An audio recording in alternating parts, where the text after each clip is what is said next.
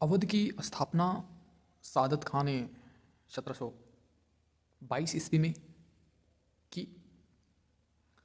उस टाइम पे उसे अवध का सूबेदार नियुक्त किया गया और उसे उद्दंड जमींदारों व लायन ऑर्डर को मेंटेनेंस करने का दायित्व उसे सौंपा गया था।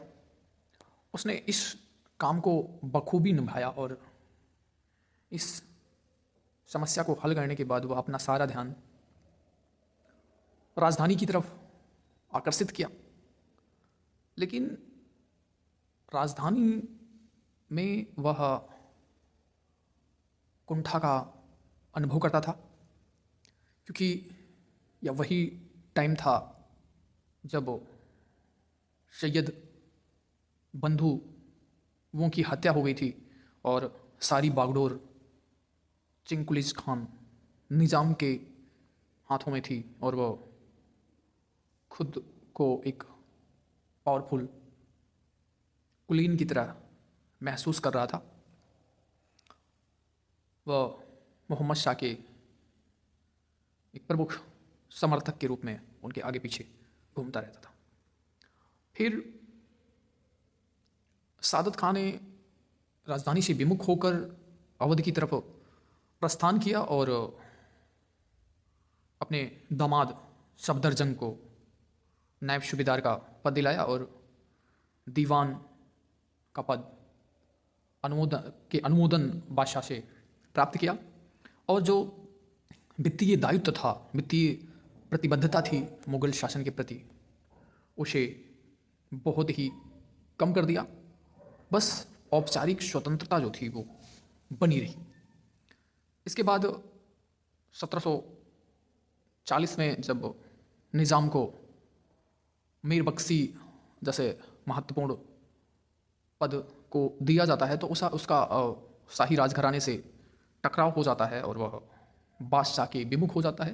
हालांकि स्टार्टिंग में जब नादिर शाह ने आक्रमण किया तो वह एक सहयोगी के रूप में उनके साथ खड़ा रहा, लेकिन जल्द ही उसने अपना पाला बदल लिया और नादिर शाह से जा मिला।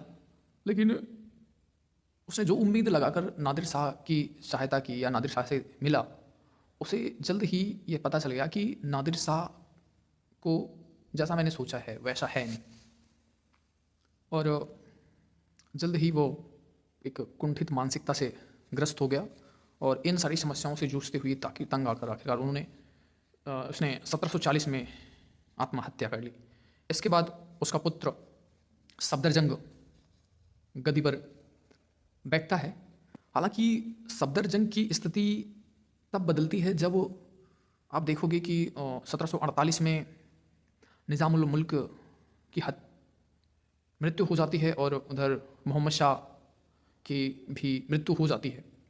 तो ये वो सिचुएशन होती है कि जब उसे खुलकर कार्य करने का मौका मिलता है, वह अवध के क्षेत्र का विस्तार करता है, कई सीमा विवाद को सुलझाता है।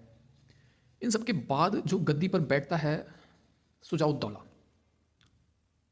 शुजाउद्दौला बखूबी